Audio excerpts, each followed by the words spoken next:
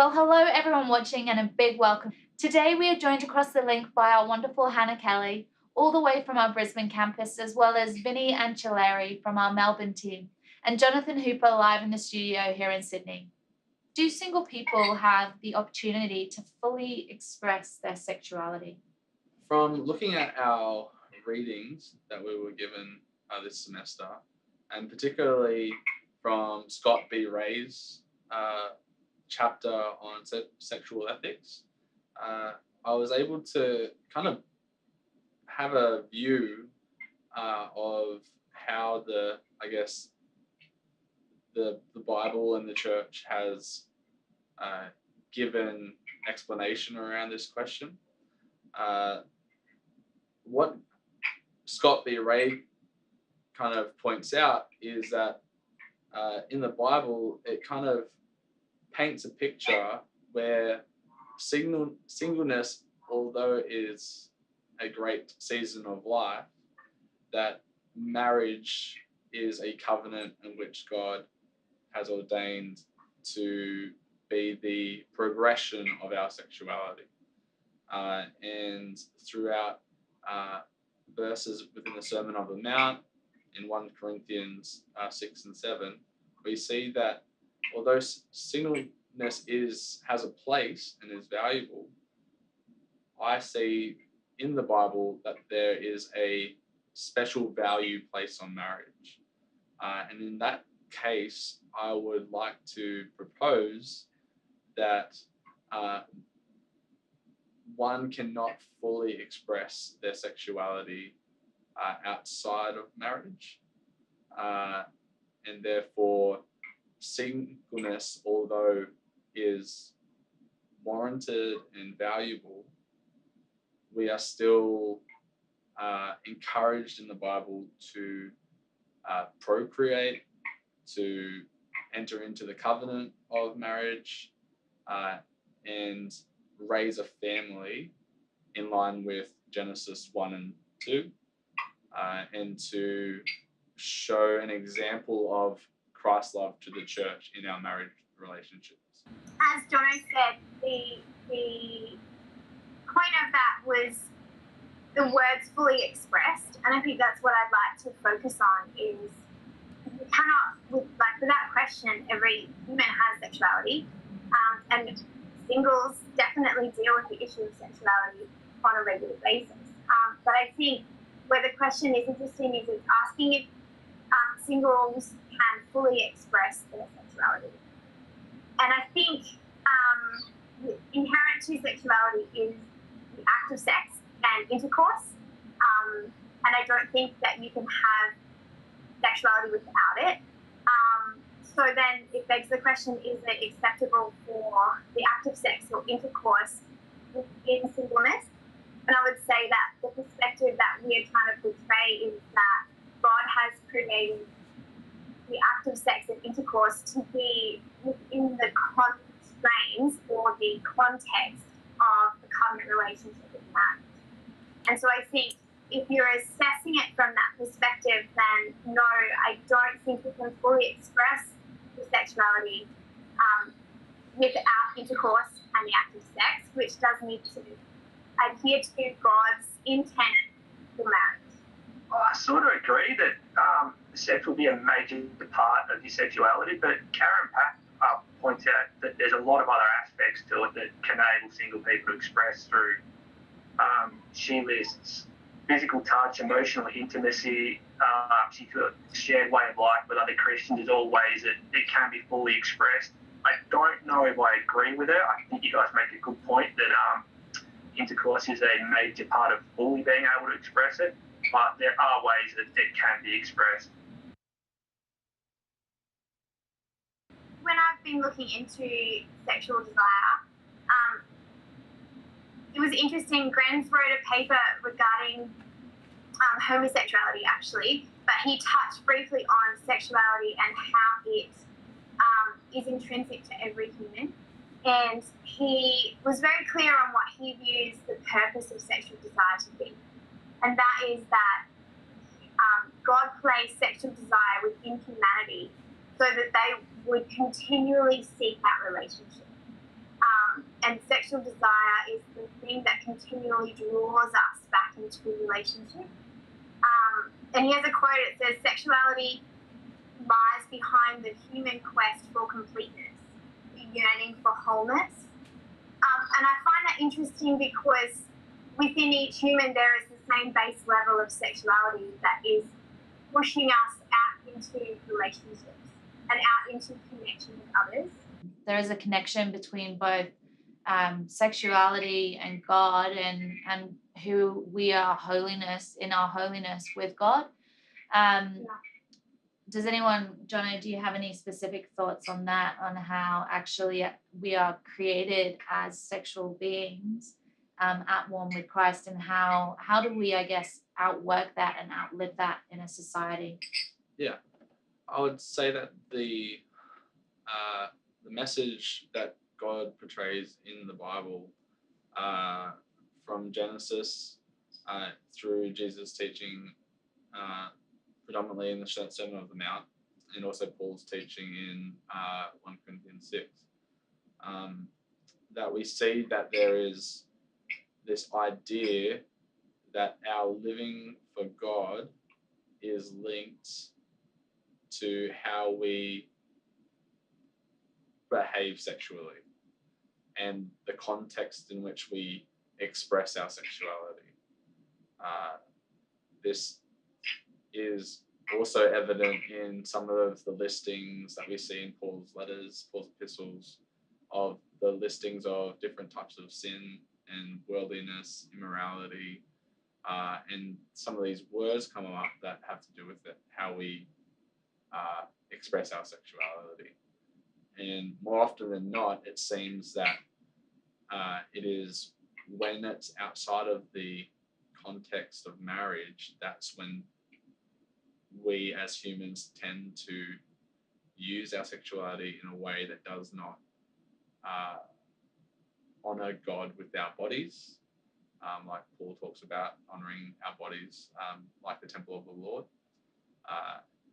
And there is a sense that we need to protect and value our sexuality because it is something that God values. And God even wants us to enjoy to its full amount within the confines of marriage.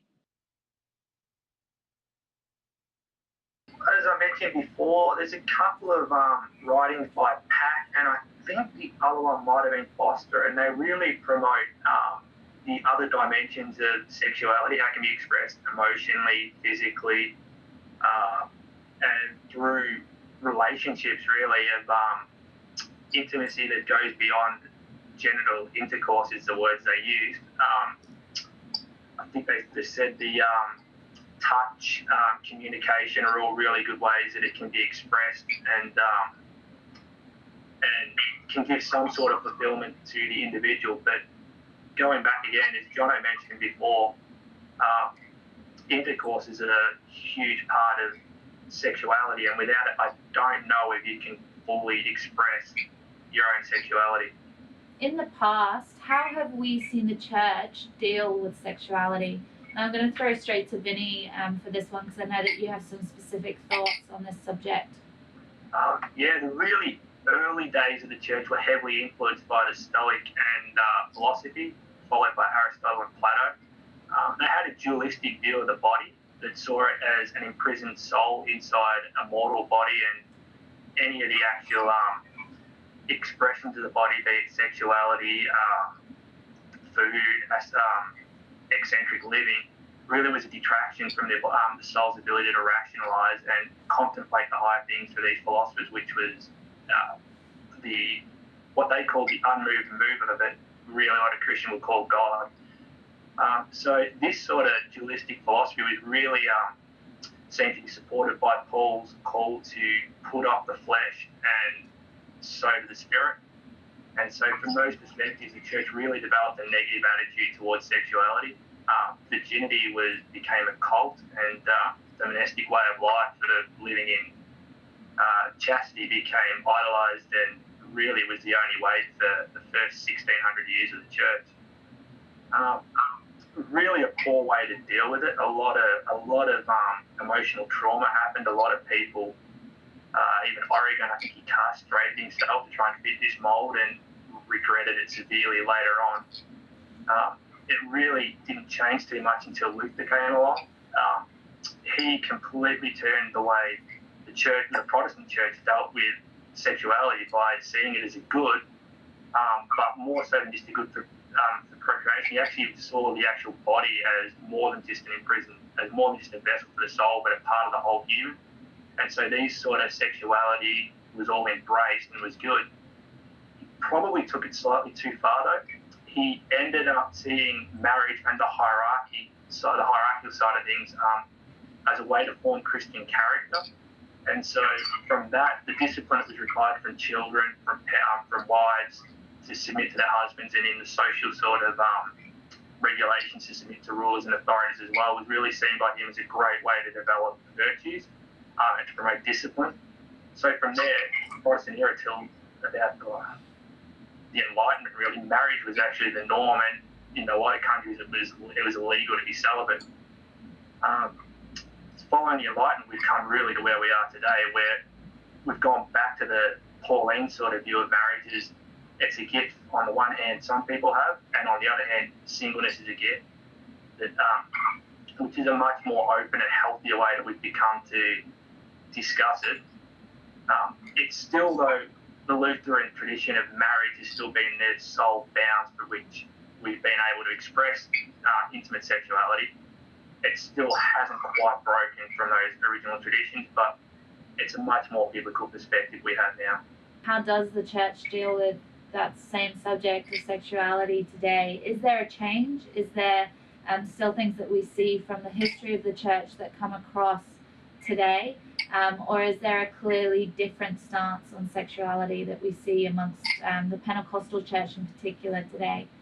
Yeah, I think when we're looking, and I mean, I can only go from my own personal experience, but I would say that within the church, there definitely can be a not talk about it, kind of keep it quiet, we all just deal with it on our own issue until marriage, and then once you're married, yay, it's okay to talk about it.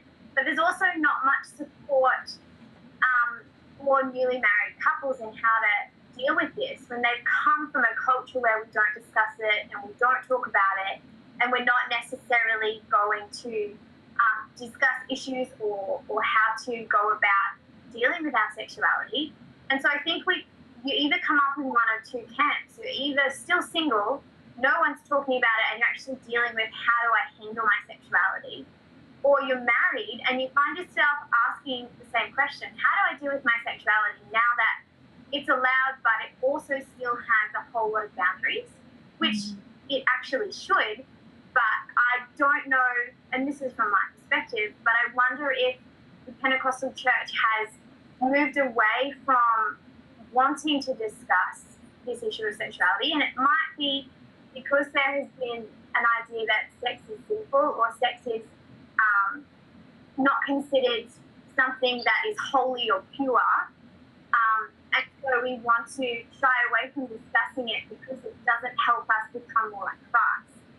But I would suggest that sex was created before the fall. So Adam and Eve's relationship and their sexuality was in play before the fall and sin entered the world. And so we have an interesting way of looking at things if we view sex as sinful or sex as something that should be shameful or removed from our society, when it actually was part of the original intent of relationship in Eden. There are so many cases within the Christian community where pornography, addiction, masturbation, all of those sort of things actually find their way into a Christian sexuality arena. Does anyone, Hannah, do you have any thoughts on that? Yeah, there's actually some surveys that I found really interesting around this topic, and it was just talking about, as you said, Kaylee, the issues that can come that may be seemingly outside the church, but they're actually very relevant within the church. And 21% of Christian men say that they thought that they have been addicted to porn. 64% view porn at least once a month. 13% of self-identified Christian women say that they have never watched porn. And 61% of Christian men admit to masturbating, and 13% admit that masturbating is normal. And these stats I find interesting because if, as we've been saying, the church has been quiet in educating about these issues or hasn't actually addressed them within church as a whole, if there has been a lack of education from the church, society will become the educator. And I find it interesting that much of these stats would be considered normal within Western culture, Western society as well. And I think that possibly we're getting our cue or getting our permission from media and movies and social media and things that we now are considering normal, that the church actually has a perspective and there is a kingdom view on that issue. But because there's a lack of education, we just adhere to the social position on each of these issues. And I wonder if that is why we are having issues so prevalent within the church. Is there actually any positives to single sexuality? There is a lot more that you can do. You have a lot more time on your hands. I don't know if singleness is necessarily the thing that gives you time, but definitely not having a family does. I think there's a lot of young couples and singles that just have so much more time to contribute to church life than what they do once they have children. It pretty much seems to be drawn right back the amount of time they can put into it. So there's definitely a lot of upsides to being single for furthering the kingdom. I guess if they're pretty good examples, as Hannah said, it was Paul and Jesus were both single and they got a real lot done. So the extra time definitely can contribute hugely. So, Jono, do you have any thoughts to add on to that question at all? Yeah, I actually agree with what Hannah and Vinny were saying, in the sense that there are positives to singleness within Christianity.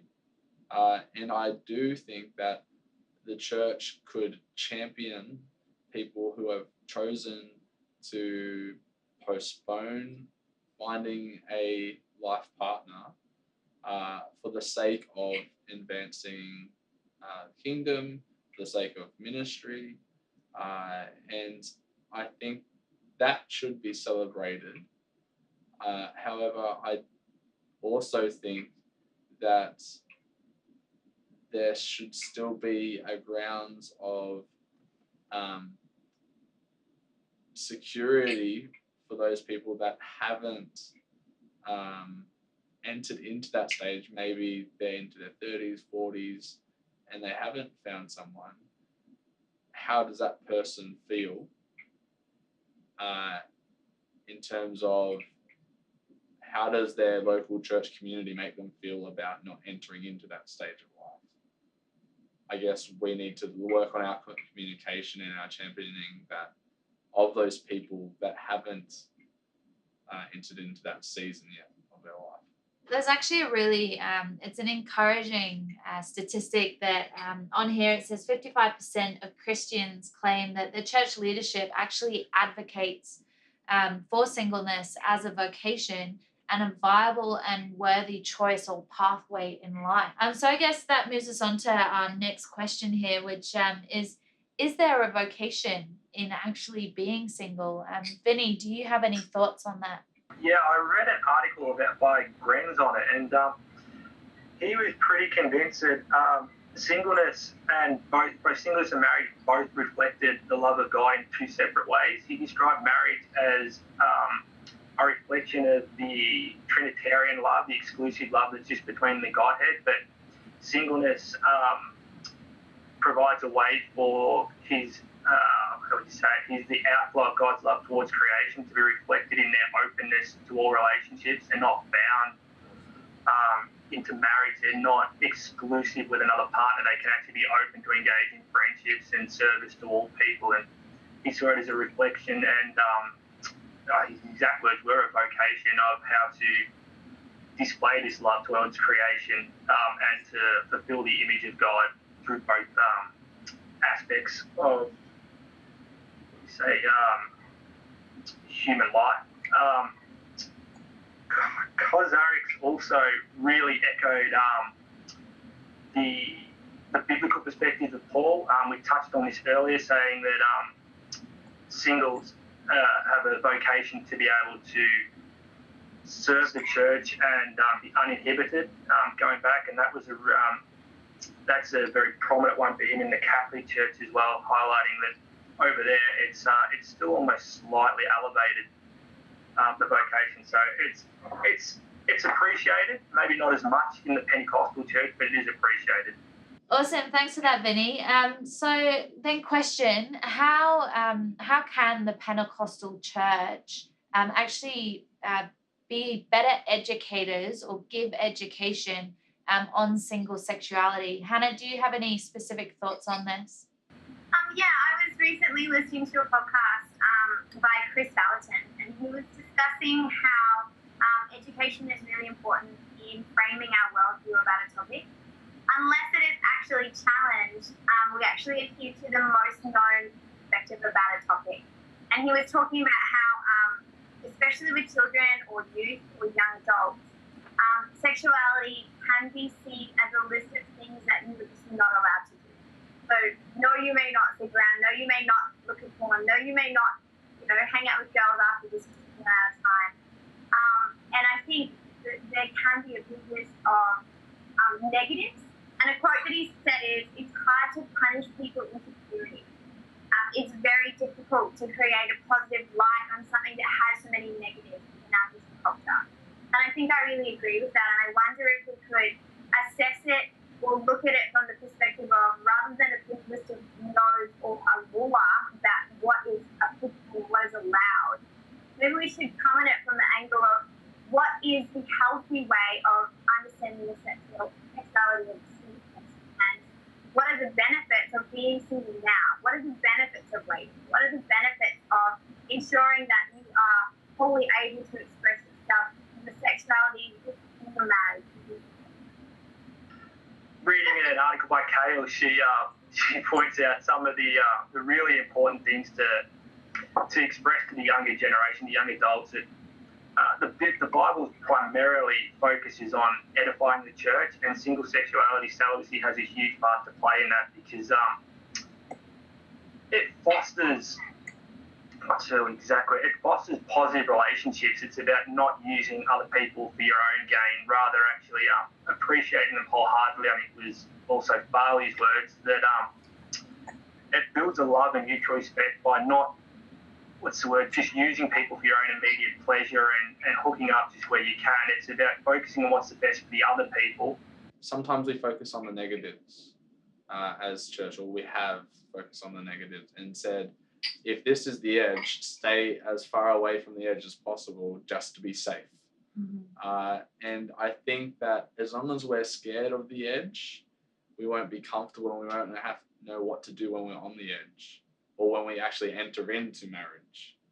So in that sense, I feel like focusing on the positives of our sexuality and focusing on the positive side of it will make us value it even more, and see it in the light that God wants us to have for it, as a positive thing, as a thing that He's created us for and with. And Gudorf actually has a great example of this. She gives two examples of the positive side of sexual intimacy to focus on, which is the energy.